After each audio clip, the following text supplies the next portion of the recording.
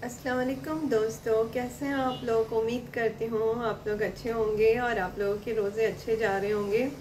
मैं आजकल कोई ब्लॉग नहीं बना पाती हूँ और इसलिए नहीं बना पाती हूँ कि हम लोग हर नियामत खा रहे हैं, हर चीज़ बना रहे हैं, लेकिन जब हम फ़िलिस्तीन के बच्चों का, अपने भाई बहनों का हाल देखते हैं तो दिल अंदर से रो जाता है और बिल्कुल फिर ये सब दिखाने को दिल नहीं चाहता और खाने तक को दिल नहीं चाहता है। और इसलिए मैं तो काफ़ी दिन से काफ़ी चीज़ें बना भी नहीं रही हूँ। जैसे मैं हमेशा रमज़ान में सब कुछ बनाती थी तो अब कुछ नहीं बना रही हूँ। सामने आंटी हैं, वो बोलती हैं कि नहीं तुम अकेली हो, तुम मत बनाया करो, और वो मेरे लिए सब ले आती हैं। लेकिन बस वही है कि अंदर से वाकई दिल ही नहीं चाह रहा है। हम सारी चीज़ें खा रहे हैं और वो लोग, वो मासूम नन्हे बच्चे भूख प्यास से बिलक रहे हैं। हम कुछ नहीं कर सकते उनके लिए, सिर्फ दुआ कर सकते हैं बस, और दुआ कर रहे हैं। लेकिन बस मेरी कज़न की कॉल आती है तो वो मुझे बुरे भले बोलती है कि आप कोई ब्लॉग नहीं बना रही हैं, ब्लॉग बनाइए, ब्लॉग बनाई है। तो मैंने सोचा चलिए आज आप लोगों से थोड़ी बात कर ली जाए। और दही बड़े बना रही थी तो मैंने तो बैटर बना कर भी रख दिया था, लेकिन फिर सोचा चलिए आपके साथ थोड़ी बात कर ली जाए और आप लोगों को भी दिखा दिया जाए। तो चलिए दिखाते हैं। तो चलिए अभी मैं दही बड़े बनाने जा रही हूँ। मैंने ऑयल गरम कर लिया है। तो ये मैंने उड़द की दाल रात में भिगो दी थी और फिर ये पीस कर मैंने इसका बैटर बना लिया है। इसमें हींग डाली है तो यही आपको दिखा रही हूँ। चलिए, यहाँ मैंने हींग डालकर थोड़ा पानी रख लिया है और ये हमारा ऑयल गरम हो गया है। मैंने गरम कर कर इसे बंद कर दिया था।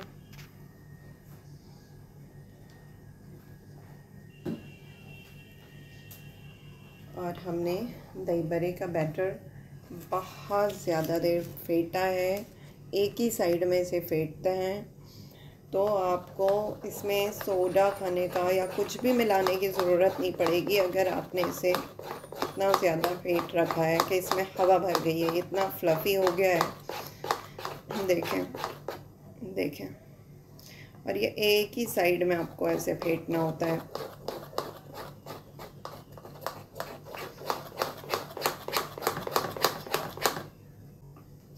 तो चलिए डालना स्टार्ट करते हैं। और यहाँ मैं आपको बता दूँ, ये हमारे मुस्लिम कल्चर वाले दही बड़े हैं भी नहीं, क्योंकि वो बहुत ही बारीक और एक तश्तरी के बराबर, एक सौसर के बराबर बड़े बड़े होते थे और इतने बारीक होते थे जैसे एक मोटा थिक पेपर। और वो यहाँ के लोग जानते भी नहीं हैं, बहुत रॉयल फैमिली के ही लोग जानते हैं जिनका ताल्लुक़ या तो रामपुर से रहा हो या लखनऊ से। तो ये वो नहीं है, ये तो मैं ऐसे ही बना रही हूँ बस। देखिए यहाँ मैंने ना चम्मच में पानी लगा लिया है जिससे ये आराम से इसमें डल रहे हैं, बिल्कुल चम्मच पे चिपक नहीं रहे हैं। ये देखिए बड़ी ही आसानी से ये चम्मच को छोड़ रहा है और कैसे फूले फूले दही बड़े बनते जा रहे हैं। ये दही भल्ले हैं दरअसल, क्योंकि ये मैंने खट्टे मीठे वाले बनाए हैं और इसका दही मैंने खट्टा मीठा तैयार किया है। तो ये बहुत मज़े के लगते हैं रमज़ान में खाने में। तो हम जल्दी जल्दी ले लेंगे ताकि ज़्यादा से बन जाए। वो दही बड़े हमारे वाले शायद ही यहाँ कुछ ख़ानदानों ने खाए हों जो इनका रामपुर से ताल्लुक़ रहा हो, जिनका रॉयल फैमिलियों से ताल्लुक़ रहा हो। तो वो हमारे ख़ानदान में बना करते थे, वो यहाँ के लोग जानते भी नहीं हैं। बहुत सारे मुस्लिम यहाँ ऐसे हैं जो काफ़ी सारे खानों को जानते भी नहीं हैं, उस तरह से बनाते ही नहीं हैं। ये हमारी खुशकिस्मती है कि हम ऐसी फैमिली में पैदा हुए थे कि हमने सब चीज़ें खाई हैं बचपन से, तो इसलिए आज याद भी आती हैं। लेकिन अब वो पुराने नौकर जो बनाया करते थे वो भी नहीं हैं, घर के वो लोग भी नहीं रहे, और जल्दबाजी की वजह से हम भी नहीं बनाते हैं, कभी कभी बना लेते हैं। क्योंकि अच्छी चीज़ को बनाने में हमेशा टाइम लगता है और ये सब चीज़ें झटपट बन जाती हैं। अब ये हमने ऐसे ही चम्मच से डाल दिया वो प्लास्टिक की पन्नी लेकर उसके ऊपर बारीक फैलाए जाते थे और फिर वो बारीक बारीक से डाले जाते थे और फिर उसे जिस डिश में भी आपको सर्व करना है उसमें रख कर उस पर दही डाला जाता था। वो बहुत मुश्किल काम है, तो यही बना लेते हैं। ये देखिए मेरे दही बड़े कैसे फूले फूले बन रहे हैं, और जबकि मैंने इसमें कोई सोडा वोडा कुछ नहीं डाला है। देखिए कितने फ्लफी हैं ये, देखकर ही लग रहा होगा आपको इनमें हवा भरी हुई है। मैं ज़्यादा कुछ तो बना ही नहीं रही हूँ रमज़ान में, ज़्यादा कुछ क्या, काफ़ी दिन से तो कुछ भी नहीं बना रही हूँ ऐसा, क्योंकि दिल ही नहीं चाहता अकेले, और फिर ये सारे हालात देखकर छोटे छोटे मासूम बच्चों पर क्या जुल्म हो रहे हैं, ये सब देखकर दिल ही नहीं चाहता। लेकिन मेरे पड़ोसी इतने अच्छे हैं, मेरा सारा शाम को वहाँ से आ जाता है पूरी प्लेट बनकर सब, तो इसलिए कभी कभी दिल चाहता है कि मैं भी तो बनाऊँ। और वो आंटी इतनी अच्छी हैं कि वो सब बना कर दे जाती हैं मुझे और बोलती हैं नहीं तुम मत बनाओ। अगर अल्लाह ताला ने आपको ऐसे पड़ोसी भी दिए हैं तो उसका भी बहुत बहुत शुक्राना भेजा कीजिए, क्योंकि पड़ोसी अच्छे ना हो तो ज़िंदगी हराम हो जाती है। तो बहुत ही अच्छे पड़ोसी हैं मेरे, अल्लाह का लाख लाख शुक्र है, इसका जितना शुक्राना भेजूँ कम होगा। कैसे फूले फूले कैसे अच्छे लग रहे हैं। इन्हें पानी में डाल देता है। अभी देखिए जो पानी में हमारे डले हुए हैं उन दही बड़ों को हम दही में डाल देते हैं। देखिए हमने दही बना के रखा हुआ है। इस दही में मैंने थोड़ी सी चीनी मिलाई है और लहसुन की चटनी, जिसमें लाल मिर्च, ज़ीरा और लहसुन है, तो चटनी मिलाई है। और ये मैं इनके पानी में से अभी दही बड़े निकाल कर आहिस्ता आहिस्ता इनको इस तरह से इनका पानी निचोड़ लेंगे और इसमें डालते जाएंगे। ये ऐसे ही हम निचोड़ कर सारा दही में डाल देंगे। देखिए हमने सारे दही बड़े इसमें डाल दिए हैं। अभी हम इसमें ऊपर से भुना हुआ ज़ीरा और हींग डाल देंगे, जिससे बहुत अच्छी सी खुशबू आती है इसमें। तो मुझे बहुत पसंद है। और यहाँ हम इसमें थोड़ी सी डाल देंगे हरे धनिया की चटनी, हरे धनिया हरी मिर्च की चटनी,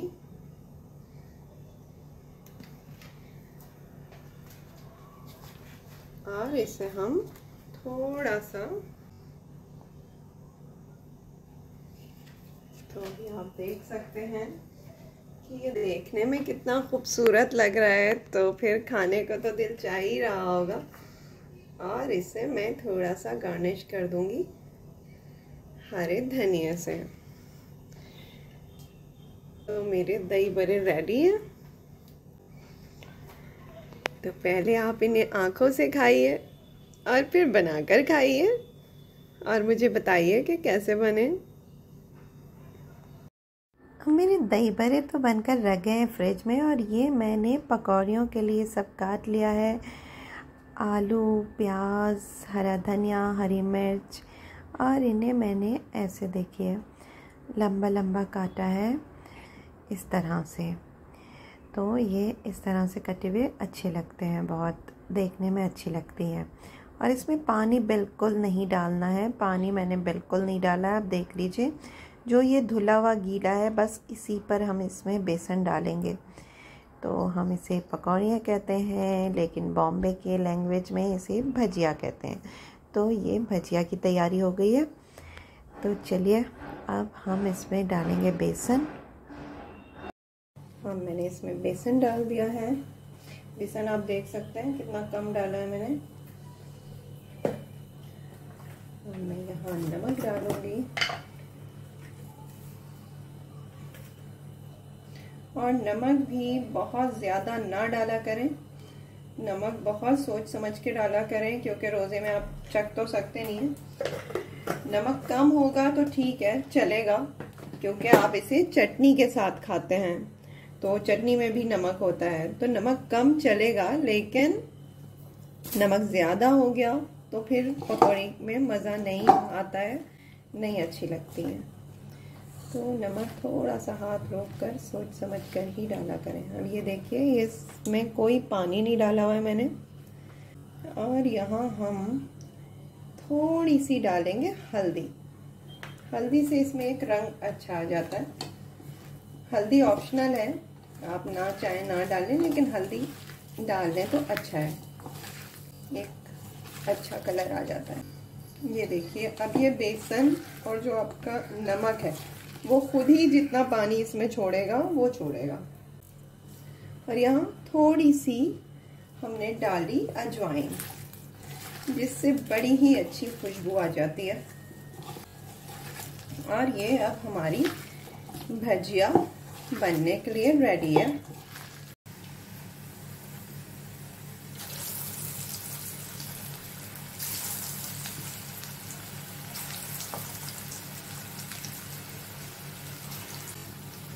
अब ऑयल हमारा गरम हो गया है, अब हम इसे धीमी आंच पे कर देंगे। गैस का फ्लेम हमने लो कर दिया।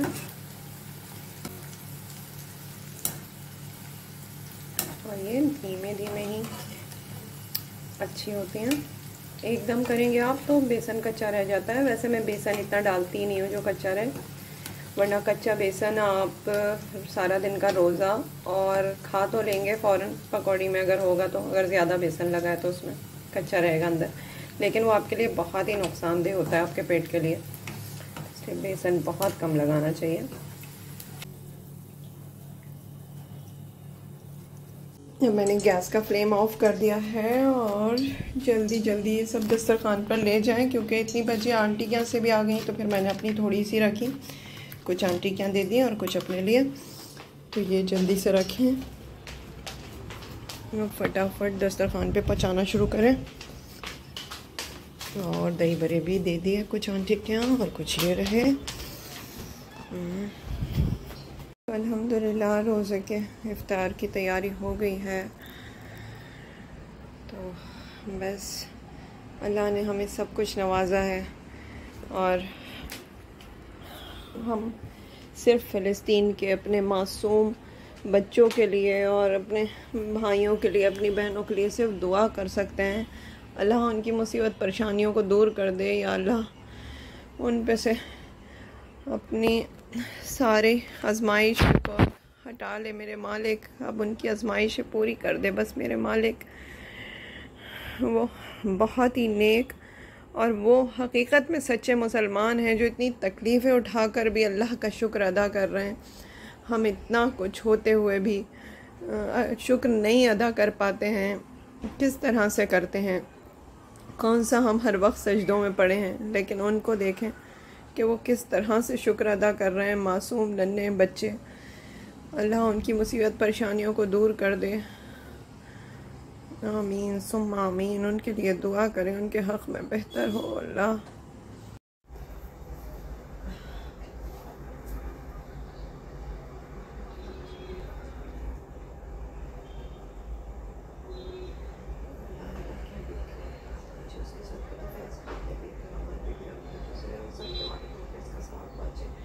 और फ़लस्तीन में जितने भाई बहन हमारे गुजरे हैं उन सब की मुबारक रूप इसका सवाब पहुँचे। या अल्लाह मेरे मालिक मेरे पाक परवरदिगार आलम, फ़लस्तीन के मासूम बच्चों पर, बहन भाइयों पर, हमारे मोमिन बहन भाइयों पर रहम कर मेरे मालिक। या अल्लाह अब उनकी आजमाइश ख़त्म कर दे मेरे मालिक। या अल्लाह उनकी मुसीबतें ख़त्म कर दे मेरे मालिक। आमीन सुब्हान आमीन।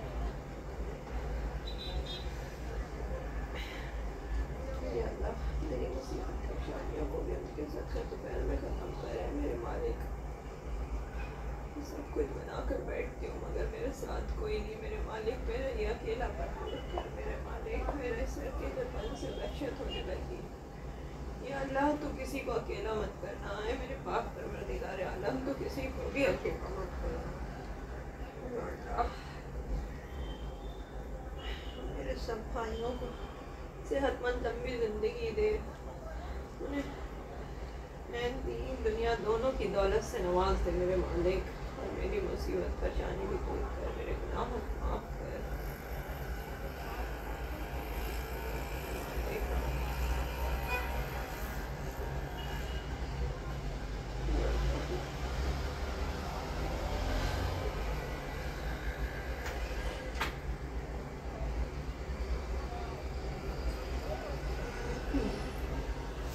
तो हमने फातिहा दे दी है, अभी रोज़ा खुलने का इंतज़ार है। और देखिए यही है हमारा ईमान। और देखिए ये है हमारे ईमान की सच्चाई। यहाँ आकर शैतान हार जाता है कि हम एक सेकंड पहले भी कोई चीज़ उठाकर अपने मुंह में नहीं रख सकते। हम सारा दिन के भूखे प्यासे होते हैं, लेकिन फिर भी अल्लाह ने जो वक्त मुकर्रर किया है हम उस वक्त का इंतज़ार कर रहे हैं और अल्लाह के लिए बैठे हैं। अल्लाह के लिए हमने ये रोज़ा रखा है, तो अल्लाह की मर्ज़ी के बिना हम ये एक चीज़ उठाकर अपने मुंह में नहीं दे सकते। तो ये है हमारा ईमान। बस यहीं पर शैतान की हार होती है और ईमान की जीत। या अल्लाह हमें अपने ईमान पर पक्का रख मेरे मालिक, हमारे कदम कभी डगमगाने मत देना ईमान से। आमीन सुम्मा आमीन। हाँ हाँ हाँ, मेरे बच्चे का भी ईमान पुख्ता लग, बिल्कुल। आ जाओ आ जाओ आ जाओ। हमारा रोज़ा खोलने का वक्त है आज 6:53, 6:52 हो गए मेरे यहाँ। अभी 1 मिनट और। बिस्मिल्लाहिर्रहमानिर्रहीम। अल्लाहुम्मा इन्नी लका असलतुका व बिका मनतुका रिज़्क़ुका इफ़्तरतु।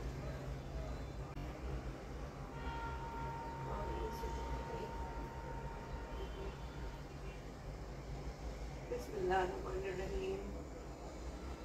हमारे रोज़े का टाइम हो गया है। क्या खाना है तुम्हें? खाना है? पकौड़ी पकौड़ी खा लो। अभी मेरा पानी पिघला नहीं है। मैं बर्फ़ इतना जमा हुआ पानी पीती हूँ, जब ये पिघल जाता है तब पीती हूँ उसे। आदत है मेरी।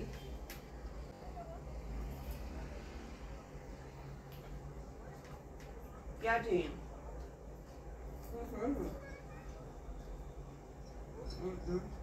लो लो लो।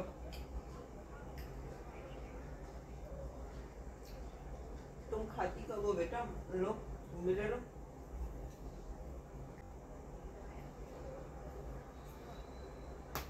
मैं दही परे ले लेती हूँ।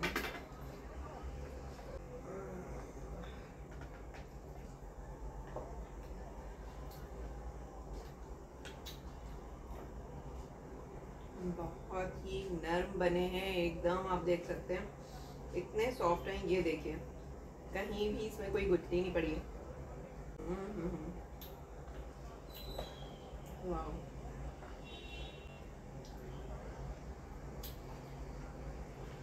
बहुत ही मजे के दही बड़े हैं, मजा आ गया।